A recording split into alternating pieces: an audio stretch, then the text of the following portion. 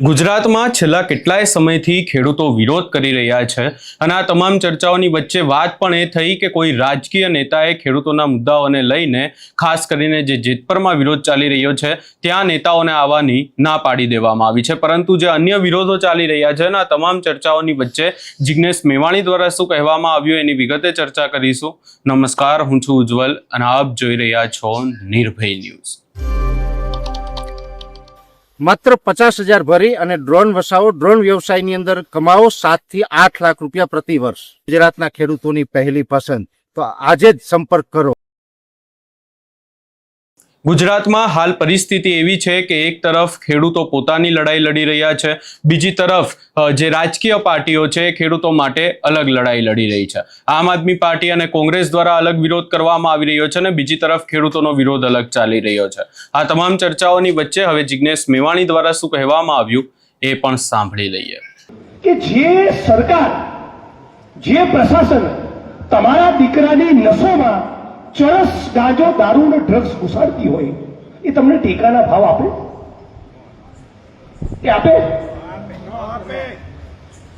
તમારા મોરબી જિલ્લાની અંદર ઉદાહરણ તરીકે ધારો કે એસપી એ દારૂમાંથી, જમીનના કોઠા કબાડામાંથી, ખાણ ખનીજના ગેરકાયદેસર ધંધામાંથી લાખો કરોડો કમાતો હોય, બનાસકાંઠાનો એસપી કમાતો હોય, મહેસાણાનો કમાતો હોય, પાટણનો કમાતો હોય, દ્વારકાનો કમાતો હોય અને એકે રૂપિયો પેલા 8 ચોપડી વાળા ના આપે એવું બને? એવું બને? તો 33 જિલ્લાના પોલીસ વાળાઓએ છેલ્લે બંડલ ક્યાં પહોંચાડવું પડે? પેલા 8 ચોપડી પાસે। હવે જે માણસ તમારા યુવાનોની રગોમાં, આપણા ગુજરાતના યુવાનોની નસોમાં ચરસ ભરી રહ્યા છે, ડ્રગ્સ ઘુસાડી રહ્યા છે, ગાંજો ભરી રહ્યા છે, દારૂ ઘુસાડી રહ્યા છે, એ પાછા દ્વારકા ધજાઈ ચડાવવા જાય છે, સોમનાથ દાદાના દર્શન બી કરવા જાય છે, અમારા બનાસકાંઠાના અંબાજીમાં માતાજીની ચૂંદડી ઓઢાડવા બી આવે છે, ડાકોર પણ ચાલતા જાય છે। તો આ રામના નકલી ભક્તોને ઓળખવાની જરૂર ખરી કે નહીં?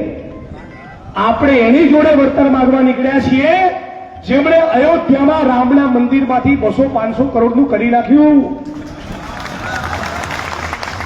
પેલા સિંધી સમાજના ભાઈઓ તો બોલી બોલીને થાકી ગયા કે 200 કિલો ચાંદી આપી તું ગયું ક્યાં? જય શ્રી રામ।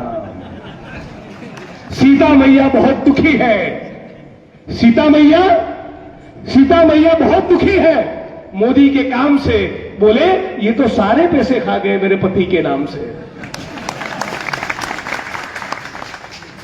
आटली भयंकर लूट, आटलो भयंकर जुलम, आटलो भयंकर અત્યાચાર અને એ છતાં આ 30 વર્ષથી ચોરોને માથે બેસાડ્યા છે। થોડા તો જાગો મારા વડીલો, યુવાનો, થોડા તો થાકો।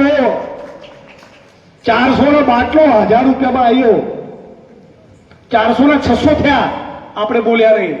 800 થયા ત્યારે પણ બોલ્યા નહીં, 1000 થયા ત્યારે પણ બોલ્યા નહીં। તો જેનું બટન દબાઈ કરે 1200 કરશે કે નહીં? મને શું ફરક પડવાનો? હું કાલ ધારાસભ્ય ના આવું, સંસદ સભ્ય ના આવું, તો વકીલ છું, 4 છૂટાછેડા કરાવીશ તો 4 લગ્ન કરાવીશ, ફર્સ્ટ ક્લાસ દુકાન ચાલશે।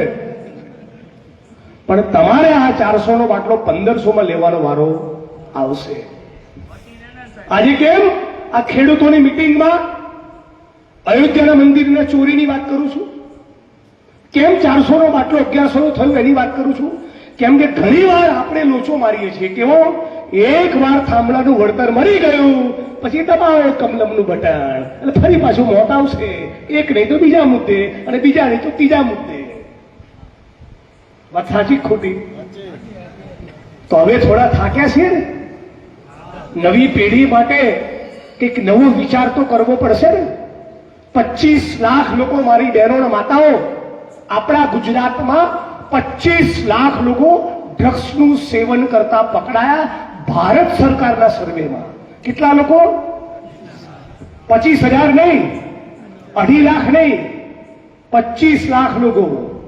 ગુજરાતના દરિયાકાંઠે કેટલું ડ્રગ્સ આવ્યું? 72,000 કરોડ રૂપિયાનું। જય શ્રી રામ।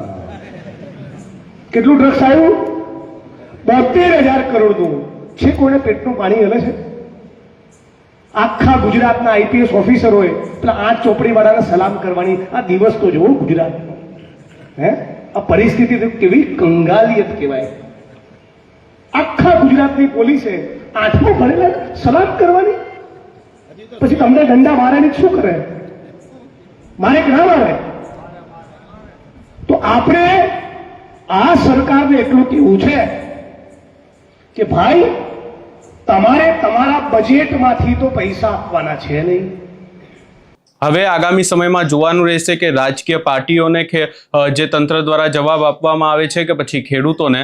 આ સમગ્ર બાબતે તમારો શું અભિપ્રાય છે એ અમને કમેન્ટ કરી જરૂર જણાવશો ને અમારી ચેનલ નિર્ભય ન્યૂઝને લાઇક, શેર, સબસ્ક્રાઇબ કરવાનું ભૂલશો નહીં.